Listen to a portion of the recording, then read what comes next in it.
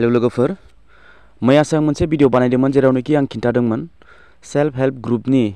जितु 10,000 रांनि आसनिनि लिस्टखौ माबोरैहाय नायो थांनाय 17 जुलाइ मासनि बिफां फुलि गायनायाव जितु जाय आइजो माहारिनि जितु सेल्फ हेल्प ग्रुपनि बिफां फुलिखौथ' गोबाङानो गायदों बिफां फुलि गायनायनि मेन आसनियाथ' 100 रां 200 रां बिदिनो 300 रांसोमोन नालाय बिनिफ्राय बे बिफां फुलि गायनायजों लोगोसे नैबे 10,000 रांखौ इनक्लुड खालामफादोंमोन जेरावनोखि बियो एक्सट्रा आसनि जाय आइजो माहारिया बिफां फुलि गायगोन बे बिथांमोननो सासेयाव 10,000 रां खरै होगोन होननानै बेखौ इनक्लुड खालामफानाय जादोंमोन स' बिनि लिस्टखौ मोनफैनायलाय आं मैया मोनसे भिडिअ बानायदों बे भिडिअनि गेजेरजों नोंथांमोना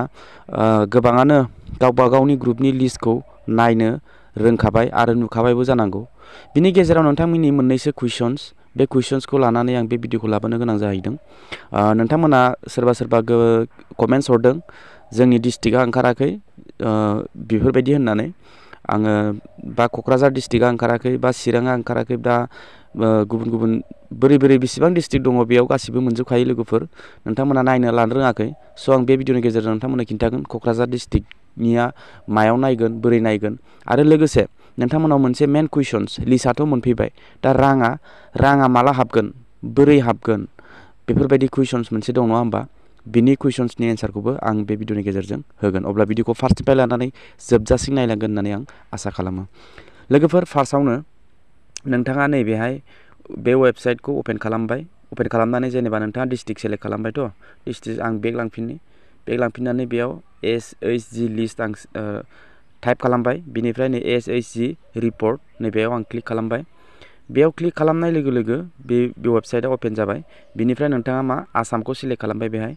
आसामखौ सिलेक्ट खालामनाय लोगो लोगो नोंथाङा बेयाव नोंथांनि डिस्ट्रिक्टखौ बेयाव सिलेक्ट खालामनांगोन बेयाव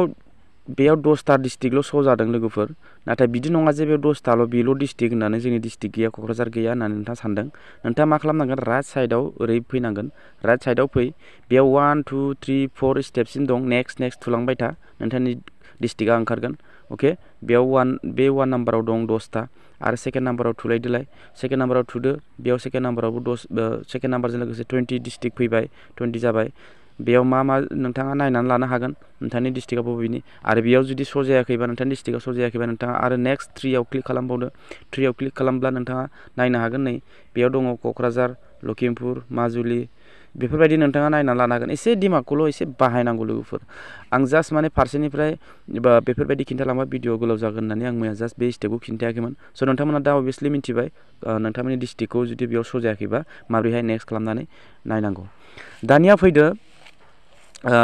जोङो लिस्टखौथ' नुबाय लिस्टआथ' फैबाय आरो जाय बिथांमोना लिस्ट फैदों आरो बे बिथांमोनाथ' मोनखागोन आरो जाय बिथांमोना लिस्ट फैयाखै बिथांमोना नेक्स्ट टाइम बिथांमोननि लिस्टखौ बेयाव लाबोफानाय जागोन आरो जुदि बेयाव लिस्टखौ फैसा मोनजासिमाव जुदि बे लिस्टआ बिथांमोननि ग्रुपनि लिस्टआ बेयाव गैया अब्ला बे रांखौ बिथांमोना मोननो हानाय नङा मानो होनबा नोंथांमोना क्लियार डाटा सौहैयाखै स' लोगोफोर दा रांखौ जों माब्ला मोनगोन नङा होमबा बे रांखौ मोननायनि सिगां 10,000 रांखौथ' साफ्रोमबो बे ग्रुपआव जेसेबां मेम्बार दं बे मोनखागोन आरो नामखौबो नोंथांमोना नायनो हागोन सोरनि नाम बबे ग्रुपआव सोरनि नाम दं गावबा गावनि ग्रुपनि नामखौ नायनो हागोन जेरै हमनानै ला आङो जिखुनु बेयाव मोनसे ग्रुप आं सेलेक्ट खालामबाय जेनेबा आं क'क्राझारखौनो आं सेलेक्ट खालामबाय बेहाय क'क्राझारखौ सेलेक्ट खालामबाय नालाय बिनिफ्राय आङो जिखुनु मोनसे ब्लकनि नाम होबाय ओमफ्राय ब्लकनि मोनसे नाम होनानै दानिया पन्सायत जिखुनु आङो गाव पन्सायतखौ आङो जिखुनु मोनसे होबाय ओमफ्राय होनानै ओमफ्राय बेयाव दं भिलेज नाम आं जिखुनु हाब्रुबिलखौनो होबाय ओमफ्राय हाब्रुबिलखौ होनाय लोगो लोगो बेफोरबायदि नोंथांमोननि ग्रुपआ बेयाव फैबाय बेसेबां ग्रुप दङ बेयाव ग्रुपआव जुदि नोंथांमोना बेयाव ग्रुपआव लिस्ट गैया अब्ला नोंथाङा नैबेयाव फैनानै आरो नेक्स्ट थुलांबाय था नोंथांमोननि ग्रुपनि नामखौ नाय दंना गैया जिखुनु आङो अनजालिखौनो क्लिक खालामबाय अनजालि ग्रुपखौ क्लिक खालामनाय लोगो लोगो नोंथांमोना बेयाव गासैबो नोंथांमोननि नाम अनजालि ग्रुपआव सोरनि नाम दङ बेयाव नायजोबनो हागोन आरोखि बेयाव नायनो हागोन आरो नोंथांमोननि आइडि प्लास नोंथांमोननि नाम मेम्बारफोर नोंथांनि नाम बे ग्रुपआव नोंथाङा मेम्बार नालाय नोंथांनि नाम बे ग्रुपआव सोर दङ बे गासिबो नाम श' जाजोबगोन बिनि गार्जेननि नाम ओमफ्राय बेयावथ' ST बा ST अके ओमफ्राय बेयाव मा रिलिजन BPL ओमफ्राय बेफोरबायदि माने बेयाव नोंथाङा डिटेल नायनो हायो ओमफ्राय नोंसिनि ग्रुपनि मेन बेंकआ मा बेंक इउक' बेंक बेफोरबायदि आरोना ओमफ्राय बेंकनि ब्रान्चआ बबेहाय बेफोरखौ नोंथांमोना नायजोबनो हागोन अके लोगोफोर दानिया आं खिन्थानोसै नोंथांमोना बे 10,000 रांखौ माब्रैहाय मोनगोन नङा होमबा लोगोफोर बे 10,000 रांखौ मोननायनि सिगां नोंथांमोननि दैदेनगिरि BOL'नि जिथु दैदेनगिरि होनो लिडार होनो नोंथांमोननि जिथु मेन खामानि मावग्रा बिथांमोनाव मोनसे फर्म फैगोन जेरावनोखि नोंथांमोना बे फर्मखौ फिलआप खालामना होनांगोन आरो गोबाङानो सोंदों जे आं आंनि बेंक एकाउन्टखौ माब्रैहाय आंनि बेंक एकाउन्टआ चेन्ज जाबाय सोलायबाय बोरैहाय हाबफैगोन बेंक एकाउन्टआव बिदि होननानै नोंथांमोना डाउट सानदों सिन्था खालामनाङा लोगोफोर बेखौबो आं खिन्थागासिनो माब्रैहाय जागोन दानिया बे मोनसे फर्म फैगोन जेरावनोखि बे फर्मखौ नोंथांमोना फिलआप खालामनांगोन बे फर्माव नोंथाङा लिरनांगोन जे नोंथाङा बे 10,000 रांखौ लानानै मा मावगोन नङा होमबा नोंथांखौ चेकिं खालामनो फैया दै नोंथांखौ चेकिं खालामनो फैया आं खिन्थालांगासिनो नोंथाङा बे 10,000 रांखौ लानानै मा मावगोन अमा फिगोन बोरमा फिगोन मैगं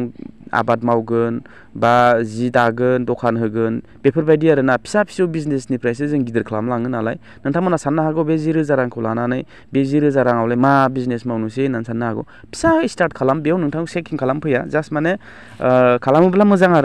आरो जुदि नोंथाङा जुदि जेबो बिजनेस मावाखै अब्ला नोंथाङा नेक्स्ट टाइम चेकिं खालामनो फैयोब्ला